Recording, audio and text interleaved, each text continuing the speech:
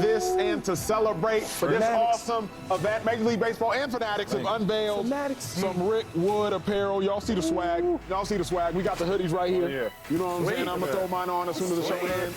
Do not forget to check out the game tomorrow on Fox. It's the next Hoodie Friday, James Jones? Yeah, this thing right here. Shane, you got to step your hoodies up. All right, family, let's head back to the NFL. Talking wide receivers, because this story you better know about if you don't. If you call yourself an NFL fan, if you play fantasy football, this is probably the most intriguing storyline of the offseason for you. Brandon Aiyuk, star wide receiver for the Niners, he recently said, quote, "They don't want me back." That's in reference to his contract situation with the Niners. Now, the Niners said, quote, "We absolutely want their wide receiver back."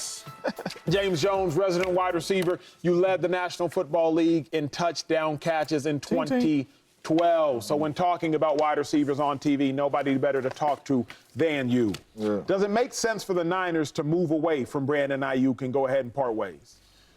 It will make sense for the number that he's asking. I'm assuming that he's asking for about $28–30 million a year. I don't know if he's necessarily, I wouldn't say worth it, but I don't know if the Niners necessarily need to give him $28–30 million when you already prepared for this. You went into the draft and you drafted Ricky Purcell because you knew that this was going to be something that might not happen. So you have Deebo Samuels, you have Purcell, you have Kittle, you have Christian McCaffrey. You still have Jawan Jennings. Like, you still have those guys, a lot of playmakers around Brock Purdy.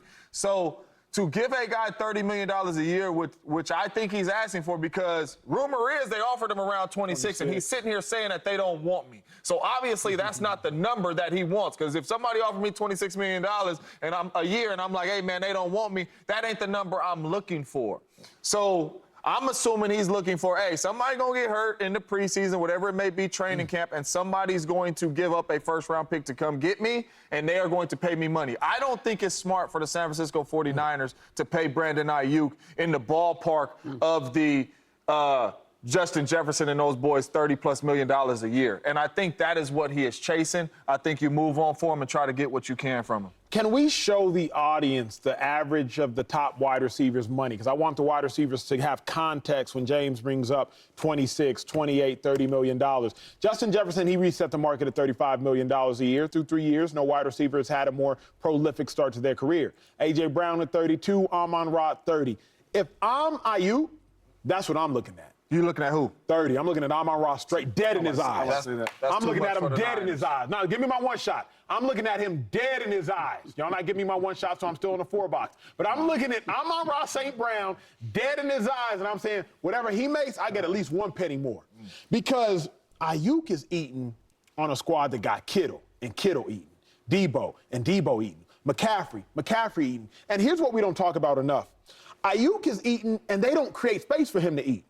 The Cowboys construct their offense so that CeeDee Lamb can get busy. CeeDee, you need to be in the slot, be in the slot. Hey, we gonna motion you, we gonna motion you. Hey, we gonna play action pass you. We will construct it for CeeDee to eat.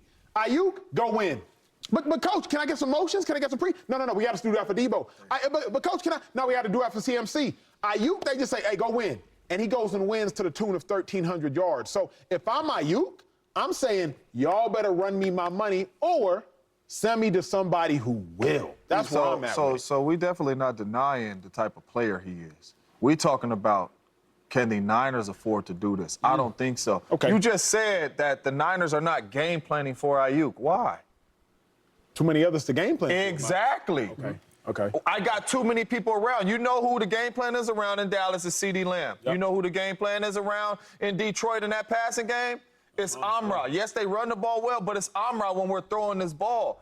It's not necessarily like that because the Niners are looking like we have too many that can get busy and make plays. So that's why I'm saying, is he a great player? Absolutely. But I think it's not with the San Francisco 49ers at the number he wants because they have so many weapons. If he was in Carolina right now, $35 million because he's the only one you got. Slick, weigh in on this. You've been a Bay Area reporter for a while now. Yeah, all you guys know that sometimes it's not just numbers and sometimes it's not just pure ability. It's the connection that a wide receiver has with his quarterback. And for me, Brandon Aiyuk has that special connection with Brock Purdy. Brock, Aiyuk is the guy that he looks for when things get hot and he gets in trouble. And we only have, it's a small sample, but there's one game where Aiyuk missed last year. It was against the New York Giants. And it was not by far, but Brock Purdy looked as uncomfortable as we've seen him all year long. Shanahan said it, like, this was not one of his best games. And I believe because he didn't have his security blanket there. In the same way that we saw, and this was just 1 year change off, when Dak Prescott had Amari Cooper, and then he lost Amari Cooper, goes to Cleveland, right?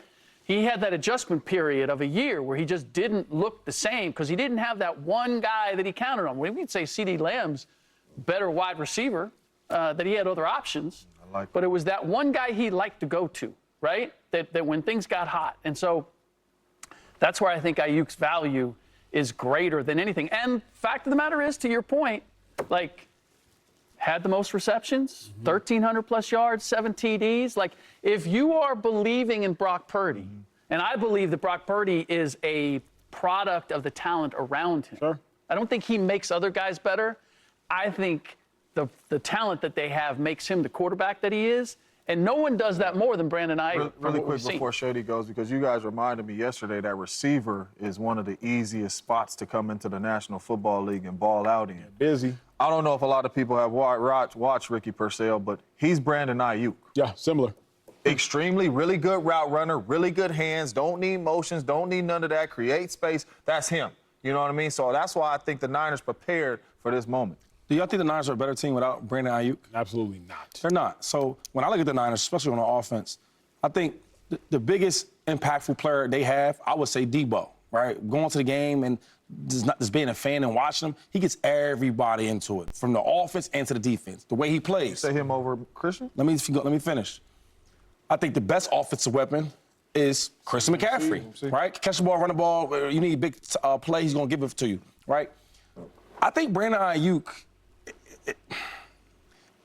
is the type of player where you don't have to scheme nothing up for him, right? Like where everybody else, I feel you have to scheme it up Line for up him, and play. right? Even Kittle. They do a good job of scheming things up for him too, right? His skill set and all that, he's really good. Brandon, you can go out there and run any route you need to run, right? Make any play you need to make.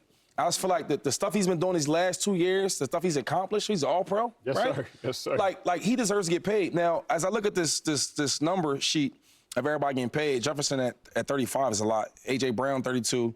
But then when St. Brown comes in the picture, though, if I'm an agent, I'm the same with you. I'm like, yo, I'm at this 30 mark because he ain't Tyreek Hill and I ain't Tyreek Hill, but I think I'm just as good or better than him, right? So that'll be a good comparison. So I would pay Brandon Aiyuk. I would pay him. Now, lastly, Shady, real quick, I got to go to break. Would you pay him if you're the Niners, or would you pay him in general? In the sense, like, I think Aiyuk needs to make $30 million somewhere. I would pay him for the Niners just because you got a young quarterback that's good, that's not great, that benefits off the players around him.